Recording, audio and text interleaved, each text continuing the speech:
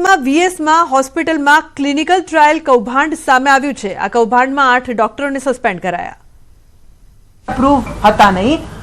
એવું હોય છે કે નિયમ પ્રમાણે હોસ્પિટલમાં એટલું ટ્રાયલનો વર્ક છે તો એટલા પોતાના એથિક્સ કમિટી હોવા જરૂરી છે। હોસ્પિટલની પોતાની ઇન્સ્ટિટ્યુશનલ એથિક્સ કમિટી જે આપણે કહીએ છીએ હા તો આ હતી નહીં ત્યાં અને બીજા ઇન્ડિપેન્ડન્ટ એથિક્સ કમિટી હતી એમાંથી એપ્રુવલ બરાબર લીધું છે। એપ્રુવલમાં કોઈ પ્રોબ્લેમ નથી।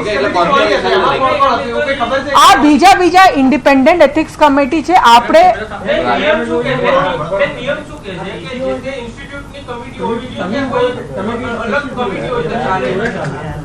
એએમસી મેટ અને કોર્પોરેશનના હિસાબે જે કમિશનર સાહેબે કીધું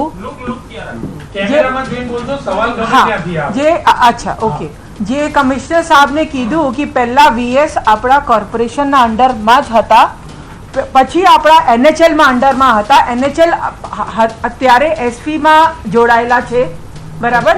હા, પણ તો વીએસ આપણા અંડરમાં હતો નહીં, પણ કમિશનર સાહેબનો આ ઓપિનિયન હતું કે જે પહેલા વીએસ ને જેવી રીતે એએમસી ટ્રસ્ટના રૂલ્સ એન્ડ રેગ્યુલેશન્સ હતું એવી રીતે આપણે મેજર કરવાનું। એક હું ક્લેરિફાઈ કરું, જે ડોક્યુમેન્ટ જે કમિટીએ રજૂ કર્યા છે એમાં જોતા એવું લાગ્યું છે કે વીએસ તો બહુ જૂની હોસ્પિટલ છે, ક્લિનિકલ ટ્રાયલ તો ચાલતી જ રહેતી હોય, પણ જ્યારથી એસવીપી ને બંને થઈ એનએચએલ મેડિકલ કોલેજ બની એટલે નેશનલ મેડિકલ કાઉન્સિલના નોર્મ્સ મુજબની જે કાયદેસરની જે એથિકલ કમિટી છે એ ડીનના અધ્યક્ષસ્થાને ઓલરેડી થઈ 21થી ત્યાં થઈ ગઈ, એટલે ઓટોમેટિકલી વીએસની એથિકલ કમિટી ન રહી। એટલે વીએસ માટે જો એથિકલ કમિટી કરવી હોય તો એને વીએસ બોર્ડની અને કમિશનરની પરવાનગી લેવી પડે। અત્યારે જે કમિટીએ રિપોર્ટ રજૂ કર્યો છે એમાં એવો કોઈ ડોક્યુમેન્ટ જણાયેલો નથી કે આમાં આ પરવાનગી લઈને એમની એથિક્સ કમિટી કર્યો।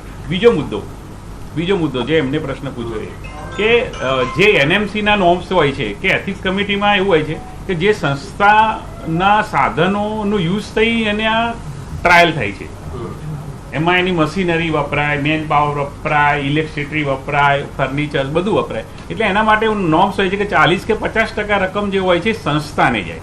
ધારો કે અત્યારે ક્લિનિકલ ટ્રાયલ એનએચએલ જે કરે તો એની 40 થી 50% રકમ જે આવવાની એમાં એ એનએચએલના ફંડમાં જાય। એટલે સ્વાભાવિકપણે વીએસની જે ક્લિનિકલ ટ્રાયલ થઈ એમની જે એમણે કહ્યું કે ટ્રાયલનું જે ટ્રાયલ થઈ છે એમાં કોઈ પ્રશ્ન એ નથી કે કોઈ દર્દીને ખરાબ દવા આપી, એ પ્રશ્ન અત્યારના લેવલે સાબિત નથી થઈ શકતો। અત્યારના લેવલે છે કે ફંડ ડેવિએટ થયું, જે ફંડ સંસ્થા પાસે જે આવવું જોઈતું હતું એ આવેલું રિપોર્ટમાં જણાયું નથી।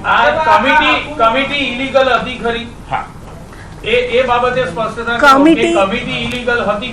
કમિટી હતી જ નહીં, અને આજે વીએસ હોસ્પિટલ કોર્પોરેશનની હોસ્પિટલ હોય તો